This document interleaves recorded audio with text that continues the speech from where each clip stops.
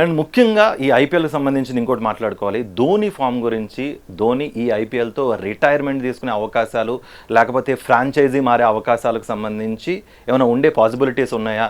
మీరు చెప్పినట్టుగా మీ యూట్యూబ్ ఛానల్ని చూస్తే మినీ ఆప్షన్స్కి వెళ్ళే అవకాశం ఉంటుంది. ధోనికి ఇచ్చే అమౌంట్తో ఇతర చిన్న యంగ్ గన్స్ కానీ అప్కమింగ్ ప్లేయర్స్ని కానీ ఎంకరేజ్ చేస్తే సిఎస్కే అప్కమింగ్ ఈవెంట్స్ కానీ లేకపోతే స్పోర్ట్స్కి సంబంధించిన కానీ వాళ్ళకి ఎక్కువ పాసిబిలిటీస్, ఛాన్సెస్ ఎక్కువ ఉండే అవకాశం ఉంది అన్నట్టుగా కూడా మీరు చెప్పిన సందర్భం ఉంది. సో అంటే ధోని అయితే సిఎస్కేతోనే ఉంటాడు, వేరే ఫ్రాంచైజీకి వెళ్ళే క్వశ్చన్ ఉండదు.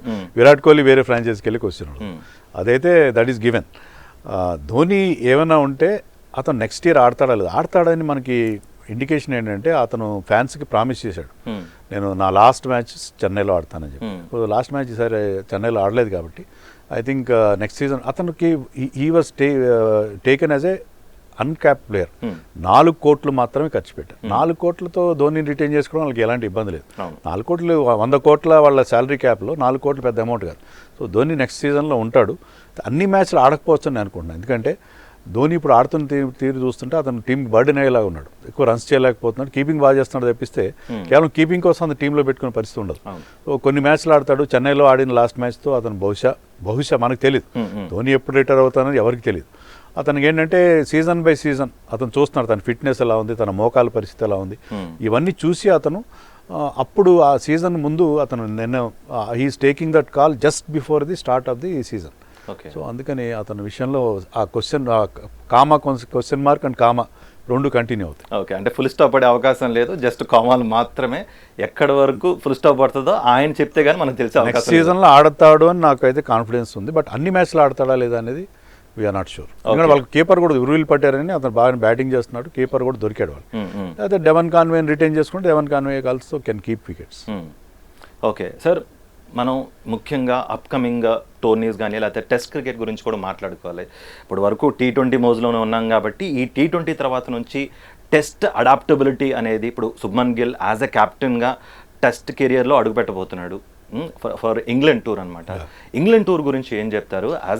గిల్ యాజ్ ఎ క్యాప్టెన్ గురించి ఫస్ట్ టూర్ ఎలా ఉండబోతుంది అనుకుంటున్నారు? చాలా టఫ్ టూర్ అది, ఎందుకంటే ఇప్పుడు అన్నప్రాసం రోజు ఆవకాయలాగా గిల్ లాంటి ప్లేయర్కి ఫస్ట్ టూర్ ఇంగ్లాండ్లో ఐ థింక్ మనం 39 టెస్ట్లో ఎన్నో ఆడాం మనం. 39 60 టెస్ట్లు ఆడాం, వాళ్ళు 39 గెలిచారు, మనం గెలిచిన 9 మాత్రం. ఇంగ్లాండ్లో మనం ఎప్పటి నుంచో ఆడుతున్నాం, మనకి మొత్తం ఆడిన టెస్ట్ మ్యాచ్ 60 టెస్ట్లో మనం 9 టెస్ట్ మాత్రం గెలిచాం, 1-2 సిరీస్లు మాత్రం గెలిచాం మన ఇంగ్లాండ్లో. సో ఇంగ్లాండ్లో మన రికార్డ్ ఏం పెద్ద గొప్పగా లేదు. లేనప్పుడు 3 series I think we won in England. So అలాంటప్పుడు Shubman Gill young team, inexperience team వెళ్ళి పెద్ద ఏదో మ్యాజిక్ చేస్తుంది, మిరకల్స్ చేస్తుందని ఎవరికి కూడా పెద్ద భ్రమలేం లేవు. But at the same time అంటే వీళ్ళు యంగ్ పీపుల్ కాబట్టి వీళ్ళకి ఆ ఉత్సాహం, ఆ ఫ్రెష్నెస్తో ఏమైనా గెలిస్తున్నా గెలవచ్చు. బౌలింగ్ బాగానే ఉంది మంది, బ్యాటింగ్లో ఇప్పుడు మనం చూసాం ఆల్రెడీ రాహుల్ లాంటి వాళ్ళు మంచి స్టార్ట్ అందుకున్నారు. So I think we can do well. And England bowling కూడా ఫస్ట్ టెస్ట్కి వాళ్ళు అనౌన్స్ చేసిన టీం చూస్తే చాలా వీక్ బౌలింగ్ అనిపిస్తుంది, బ్యాటింగ్ చాలా స్ట్రాంగ్ ఉంది. వాళ్ళ బౌలింగ్లో చాలామంది ఇంజరీ వల్ల మార్క్వుడ్ కానీ, యాట్కిన్సన్, జోఫ్రా ఆర్చర్ అలాంటి మెయిన్ బౌలర్స్, ఆండర్సన్, బ్రాడ్ లాంటి వాళ్ళు రిటైర్ అయిపోయారు.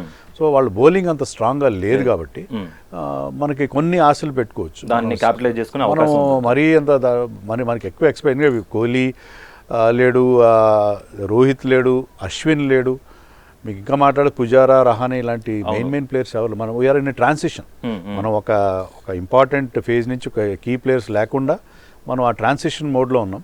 So let us support these youngsters, captain కానీ వీళ్ళకి సపోర్ట్ చేద్దాం. వాళ్ళ నుంచి పెద్ద ఎక్స్పెక్టేషన్స్ లేకుండా, వాళ్ళు తక్కువ మార్జిన్తో ఓడిపోయినా కూడా వీ షుడ్ ఫీల్ హ్యాపీ. పర్లేదు, వెళ్ళి young team has done creditable job అని చెప్పి యూ కెన్ ఫీల్ హ్యాపీ.